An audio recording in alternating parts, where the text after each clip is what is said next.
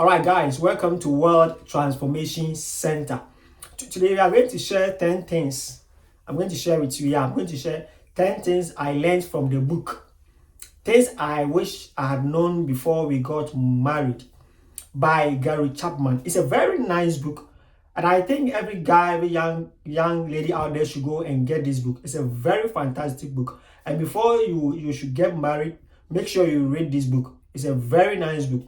That every young guy or every young couple out there should go and get this book and read. It's a very fantastic book. The first thing that he said in his book is that being in love is not enough. Being in love is not enough. He says that the euphoric feeling of being in love fades after 2 years. Real love is a choice and requires intentional effort. You see that when you are in love, you feel some way, you feel like you want to hear from the other person every now and then. And he said that euphoria feeling, it fades away within 2 years. So there's one thing he wished he had known, or someone would have told him before he got married, that being in love is not enough, because that feeling will fade away within the first 2 years in marriage. The second thing that he said is that love language matter. Yes, love languages matter. And he said that understanding and speaking your partner's primary love language is essential for lasting emotional connection. Gary Chapman has a book that has the 5 love languages. Yeah, you should go and get that book. It's a very nice book. The 5 love languages. The 5 love languages. It's a very nice book that you should go and get that book and read. So he says that love languages matter. You know, some people, their love language is words of affirmation. So the person wants to hear, I love you, you look beautiful, you look nice every now and then. That's what the person wants to hear. And some people, their love language is support. When they're doing something, they want you to come on board and help them. Some people, to their love language is gift. So as you be buying them gifts every now and then, they feel loved. So a person whose love language is gift, if you are supporting that person, the person feels like you don't love her or don't love him. And a person whose love language is support, if the person is doing something, you are not helping, and maybe you are buying the person gifts, the person feels like you are not showing him or her love. So everyone has his or her own love language. And he says that love languages matter in marriage. So before you get married, make sure you know the person's love language. Good. The third thing that he says is that apologies must be spoken in the right language. Apologies must be spoken in the right language. He says that there are 5 apology languages. Knowing how your partner receives apologies makes reconciliation more effective. Some people don't know how to apologize. It's like, I did something wrong. The first thing that you said, oh, I'm sorry for not escorting you to the market, or I'm sorry for not saying hi, I'm sorry for what I did. So the moment you say I'm sorry, make sure you mention the thing that you are sorry for. The thing that you are sorry for, make sure you mention it. So apologies must be spoken in the right language. Know how to apologize. Don't just go and sit down and say, I'm sorry. No, we don't apologize like that. So he's saying that this is one thing that he wish someone would have told him before he got married. Let's move on to the 4th thing. He says that conflict is inevitable. Learn to resolve it peacefully. Disagreement will happen. Learning to listen, reflect, and compromise is key to avoiding destructive argument. What he's saying is that conflict is bound to happen. You will argue in marriage. Yes, you argue. You will all not agree on the same thing every now and then. There will be times there will be argument. But what he's saying is that make sure conflict is make sure you learn to resolve it peacefully. Don't go and sleep when you are angry. Make sure you resolve it peacefully. And this is one thing he wished someone would have told him before he got married.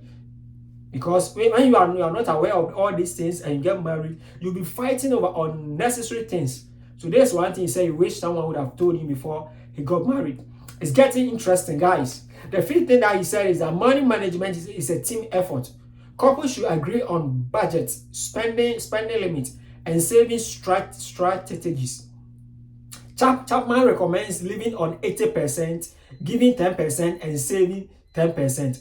Money management is a team effort. Yes, a teamwork. So the husband shouldn't be spending all the money, and the wife shouldn't be spending all the money.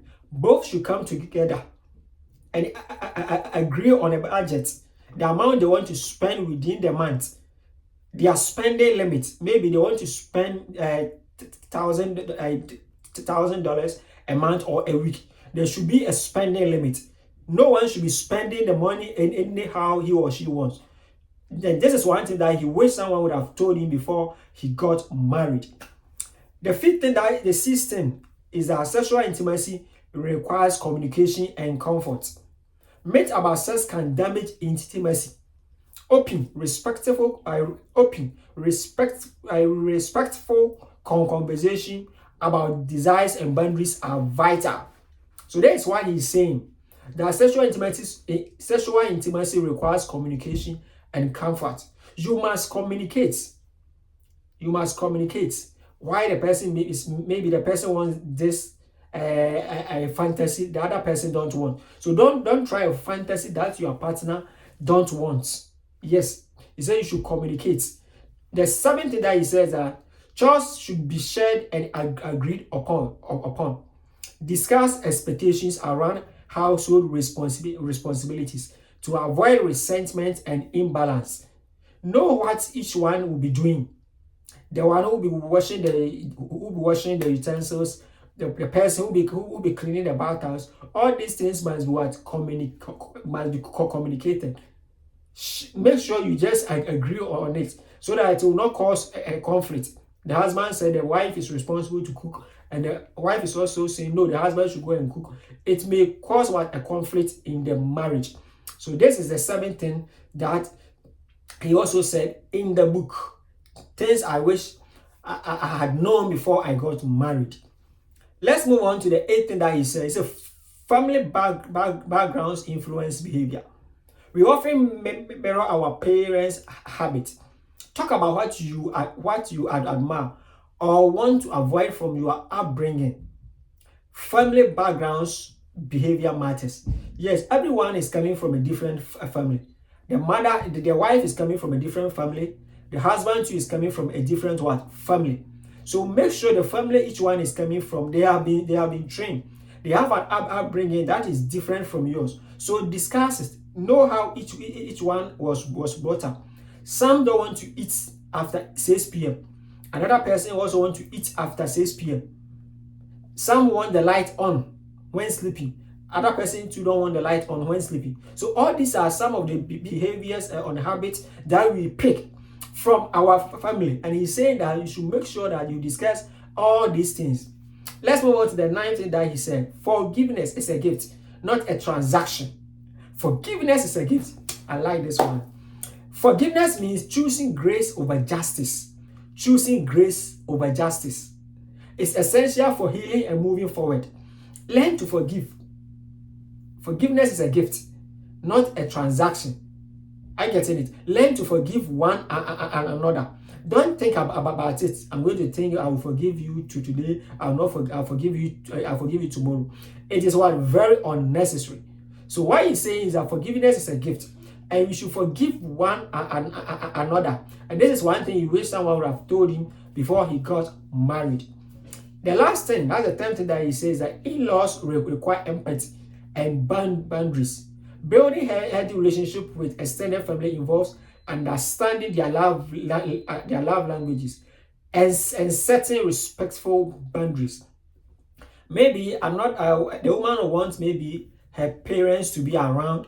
The husband to want his parents to be around. You should discuss all these things and know the boundaries that you should set. If the man is okay, then the in-laws should come. If the woman too is okay, the in-laws too should come. But if the other party is not okay, don't create a scenario, or make sure you don't create a conflict. Or this one can cause a conflict. So make sure you all agree and know the boundaries and limitations that you all want to go by before you invite someone into the marital home. So these are the 10 things that I learned from the book. Things I wish I had known before we got married. Things I wish I know before we got married. By Gary Chapman.